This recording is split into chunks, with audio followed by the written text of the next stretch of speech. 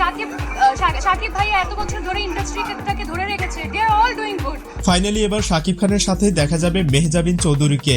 এর পিছনে রিজনও আছে, বলছে সব বিস্তারিত।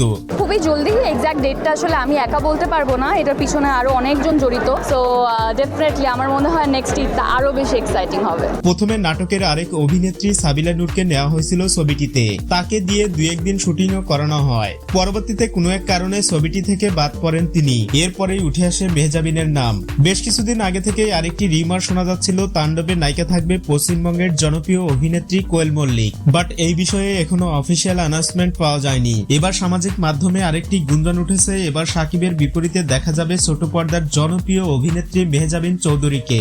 মেহজাবিন এবং শাকিব খান এই জুটিকে এক সিনেমায় দেখার প্রত্যাশা দীর্ঘদিনের। মেহজাবিন নিজেও এর আগে বলেছিল, শাকিব ভাইয়ের সাথে যদি কোনো ভালো সিনেমার অফার পাই তাহলে অবশ্যই করব, কেননা তিনি আমাদের দেশের সবচেয়ে বড় তারকা। তার সাথে কাজ করার ইচ্ছে কম বেশি সবারই আছে। অলরেডি তাণ্ডবের দৃশ্য ধারণ শুরু হয়েছে।